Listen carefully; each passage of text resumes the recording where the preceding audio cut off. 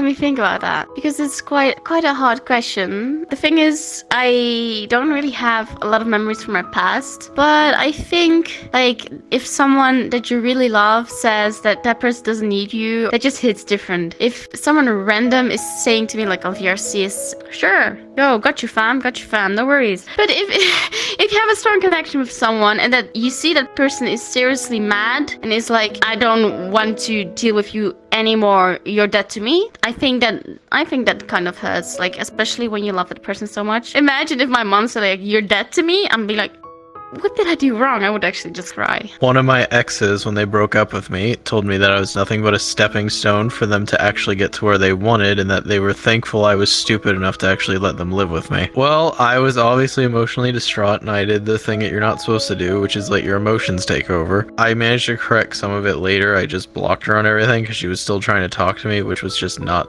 supposed to happen. But I felt so hollow because she had also told our entire friend group that I was doing things I wasn't, and they all left as well. So basically, after being told that, I was alone and had no one to talk to, and ended up in a mental health ward for about a week and a half. You know, looking at it now, I realized that I dodged a bullet with that because she was doing a bunch of other red flag shit that I couldn't see in the relationship. Some of the red flags, when your friend is introduced who happens to be a girl, you know, jealousy things. If you have a friend who happened to be a girl that you've known before you even knew them, like before you even met each other and started dating, and they're like, I don't like her, you should never talk to her again. And you're just kind of sitting there like, what?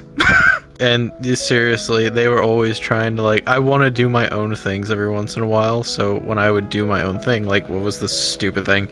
We had done everything together for the past like 2 weeks, and I was like, oh, I just want to play a single player game. I want to play Mafia 3. And while I was playing it, she was living with me at the time, and she was giving me death glares and was being like, you should actually do this with me. And she was trying to get in my way, and I was like, what the f? I've never been one to get like my feelings hurt by words or whatever. I usually try to look past that and like try to understand the meaning behind it, and there's always a reason. So I'd say for me personally, the worst thing I've been told is probably what people have taught me, what like science teaches us about what like life ultimately is, or like existence. You know, the fact that everything's just made up of atoms. At the end of the day, we're not any different than a rock. You know, that thing has atoms, we have atoms. Difference is we have a consciousness that ultimately doesn't matter anyway. I guess that's painful because it's like a sort of knowledge you don't want to learn about, and that's what ultimately led to the dark thoughts. In the end is just science. I love science, but the fact that like that's the reality is crazy, you know. And the fact that VR exists kind of helps that in a way where I don't have to be in that world anymore. I can be in this world where anything is possible. Whereas here we have the limitations of how the physical environment works, that everything is just ultimately pointless. Things just happen by accident because it's energy and atoms and all that shit, bro. Yeah, I mean, you said it yourself, like nothing ultimately matters in the grand scheme of things. The emotions we feel are there to enforce basically survival, to enforce reproduction, which is just an accidental thing anyway. There's no real meaning to it.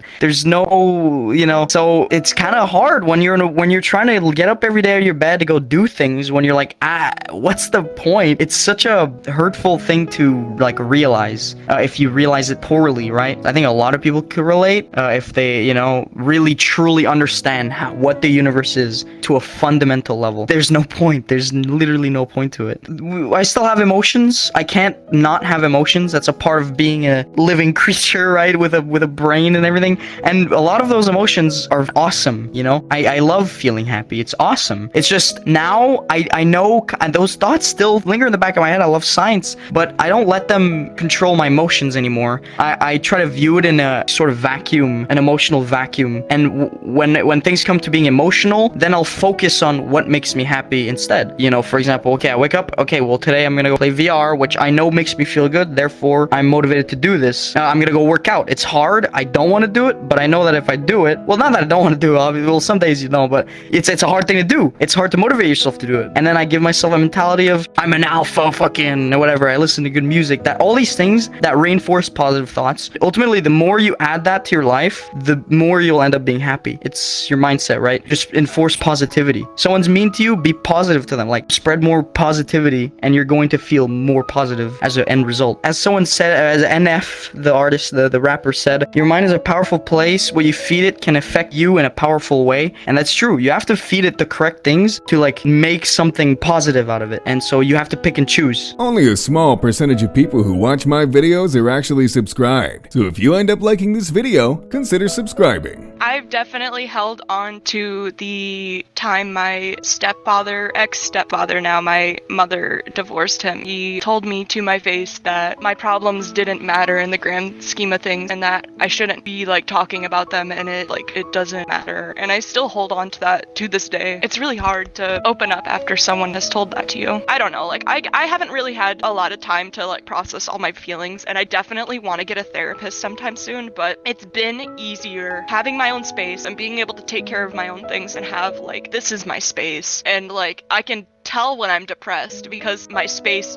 reflects that. And so like I'm having a easier time fighting against it, but I'm still like, it's like a up and down slope, you know, like I go up and then I fall back down and then I go back up and then I fall back down. But I feel like when I go back up, it's a little bit better than the last time I was up. It didn't really hurt me, but there was this one time where I tried my luck at a song. It was one that was outside of my vocal range, if you will. And this mom pulled up and was like, super kind person overall. But then there was the second I tried that, it was like, oh yeah, you can't hit that. I know. And that's been kind of stuck in my mind because they're really good as well. So I don't know. Being judged by someone who does the same shit as me, that always kind of sticks. But at the same time, it's not something that hurts. It's like, because I always know it's not like mean intent, you know? They're pointing something out.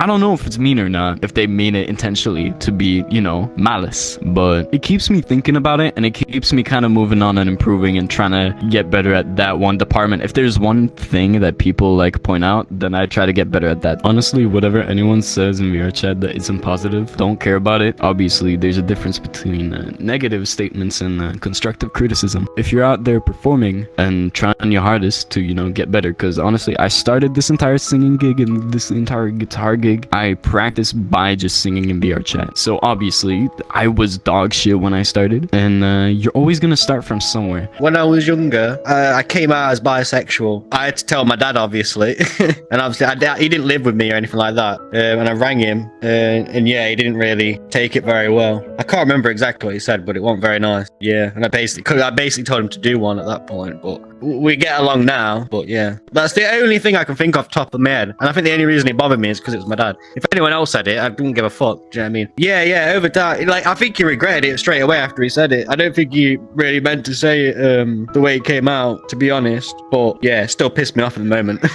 I currently have, I'm not sure if you've heard of it, you know, the autism Asperger's? I have those. So I have a hard time socializing, right? So I come onto this game, right? It's like practice. I've been improving for the past like year. I don't suffer with Asperger's, but I'm pretty shit with social skills myself. This game does kind of help because I only have like 2 or 3 friends in real life. It may seem sad to hear this from me, but the only friends I have are the people in that autism class. So no, it's not sad. The way I see it, as long as people treat you the way that you would want to be treated and you get along well with them, regardless of what any issues they have or anything, they're still friends. Best way to look at it. Just at the end of the day, we should all try and get along. I know that's not always the case. There are assholes everywhere, especially like in VR chat. There are some toxic people. I feel like if you play this game, you'll find people. Yeah, it's not just that. It's because it's the fact it gives them a false sense of security. So they think they've got a screen to hide behind. It kind of cut deep for me when somebody said I'm selfish and I have no personality, because I try to avoid those type of traits. They're kind of douchebags sometimes. School I went to, it made me try to rethink myself. That hurts, is when you have to try to rethink yourself as a person. Like, I felt like I could change some stuff, but I mostly stayed the same. I was like, no, I'm not. I think he was trying to just cut deep, you know. I try to be the best person I can be, and I guess that's all I can do. I don't know, just to kind of like escape the actual social life. I have social anxiety, so I don't know, this just makes it better. I'm still social without being actually there. If I am getting oversensitive and stuff and overstimulated, I could just go off and go back to my normal life. So it's nice if I want to be social and stuff. Yeah, exactly the same. Like if I just want to go off or switch worlds or black someone, I can.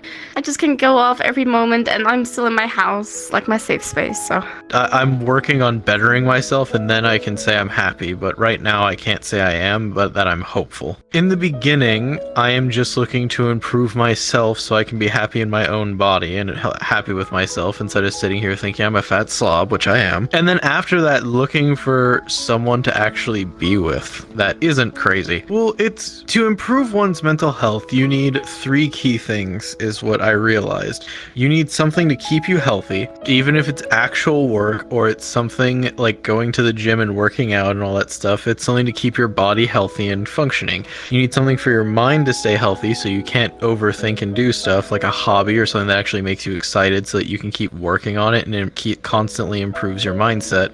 The last thing is that you actually need to look at life different, which is you don't need to look at it as, oh, I have to do this, is I get to do this. Well, basically what you said about what I can't do in real life, there's 2 things to that. There's 2 parts to that. One is literally you can't do things in real life in here. Like you can't fly, you can't build these insane things in a short amount of time and experience amazing experiences with little to no effort. So that's awesome. But the other thing I mean is also for my life in general, like dancing. I don't really have the time to do that anymore. I'm very busy and I keep my responsibilities, everything up to date, try to have a good life, remember?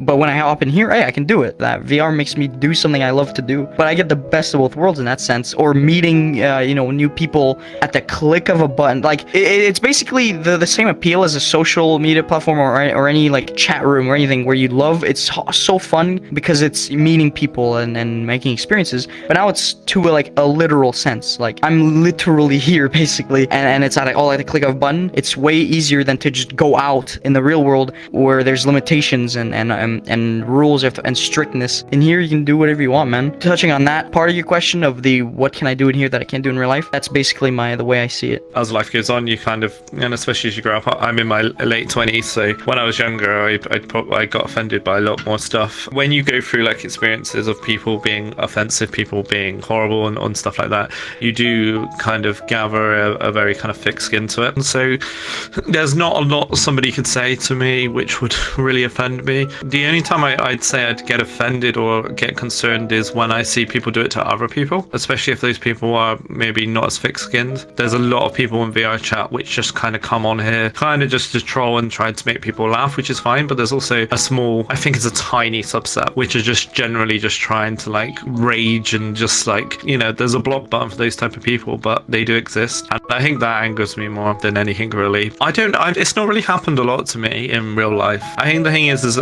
people in real life, there's that physical connection, so if somebody said something to you, there's a risk that somebody might take an offense and get kind of physically violent. So I think people online are more likely to say stuff. It was relatively recently, actually. I encountered niliphantism or something against the idea of new people being born. And when I inquired about it, he elaborated further that, he was in a really dark place in life and thought it was unfair to have kids when they're going to be in a world where they're going to suffer. And I suppose what really hurt about that was that suffering is kind of a part of life. To deny that is to deny like a basic part of existence. Nothing in life is going to be always happy. When I heard about how he wanted to just not even give other kids a chance at life, I don't know, it just really seems sad because I don't want people to go through life thinking that there's no happiness. I always feel as though there's some spark of hope, something worth fighting for, even if people don't always find it. Yeah, because like happiness is only characterized, or you only understand how happy you are because you know what it feels like to be sad. Or in terms of the grand scheme of things, there is absolutely no meaning to life. But on an individual basis, the lack of grand meaning is probably the most liberating thing, because having no half-assed writer choose a meaning for you means that the meaning of your life can be whatever you want it to be. You find something that makes you happy, then you can pursue it with everything you've got. One of the ones that are most painful and stuff kind of hits more closer to home, like a more personal experience, because what I went through was like a homelessness, actually, with my mom. Someone in real life has made like a very terrible joke about it and stuff, and kind of, it wasn't funny. It wasn't funny to me. It kind of hurt really a lot. I mean, I have a better stance now, but it was a long struggle, really long struggle. How I endured this. Personally, I think of like the good times with me and my mother, even with my dad too. He wasn't that very present in my life, but they were really both a lot. They worked so hard and stuff, and I didn't want to get that to me. Like, sure, someone made a bad joke, but you know what? I'm better than that. I'm not gonna get angry over that. A lot has changed, even in college too, which is a huge step.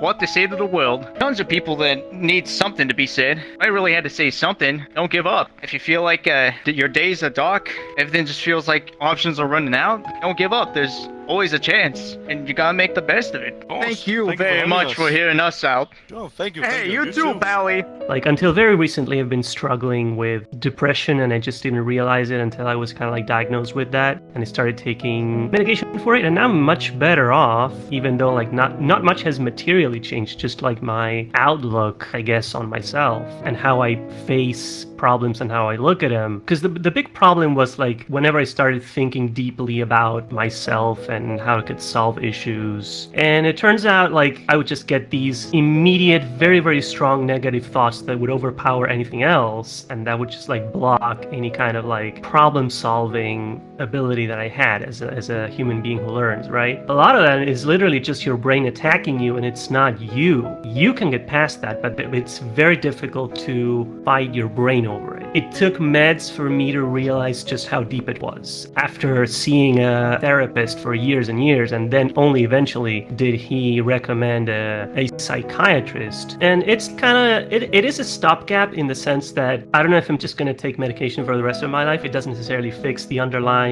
issue, I think. It does fix an issue, which was that the negative self-thoughts would stop me from progressing in certain senses, but I do need to kind of like pull my pants up, so to speak, and actually take action and fix everything else. I'm a crew chief for the Air Force, which is a aircraft mechanic. Whole mission of the Air Force rides on our backs. Real fun. When I was going through basic training, our drill sergeant was pissed at us because we weren't performing up to the standard that we were supposed to be, and so he just kind of gathered us all up, and he started yelling at us. He was like, all of y'all here aren't gonna amount to anything. He's like, you know what I foresee with this group? Nothing but Article 15s, dishonorable discharges, demotions, and that's it. Considering that at that time I would think I was in a pretty weak mental state, so I was like, god damn. So I went in thinking, oh yeah, I'm just gonna be just fine, you know, this isn't gonna get to me. But yeah, it got to me. Basic training was wake up to somebody just about kicking down the door, people are yelling and screaming, it's 5 a.m, and then you do stuff all day till like 8 o'clock. That takes a toll. I'm not that easily hurt by words. I more so look at how another person behaves. People can say a lot, but actions speak louder than words. I think it's a big red flag if someone doesn't keep their promises. I once lent a fairly generous sum of money to one of my friends, and they promised they would pay me back. So I trust them, and then later I didn't get it back, and I never saw them again. What makes me happy? A combination of things. When I feel I've developed myself in a way, be it a personal goal, a relationship, knowing that I've progressed somehow, it feels satisfying to me. Even if I go through, hard times or encounter a loss or a failure, that's still in some way progression for me. That's still a story moving forward. What maybe makes me the most frustrated and most upset is stagnancy. I don't like the idea of staying still, of a story not going anywhere, because I always felt that stagnancy was tantamount to death, because your story is ended. I never thought that playing VRChat I would be interviewed, but it was really fun and awesome, and thank you for doing that. Kindness is contagious. When you are kind, you inspire others. Be the spark. Spreading kindness merchandise available now.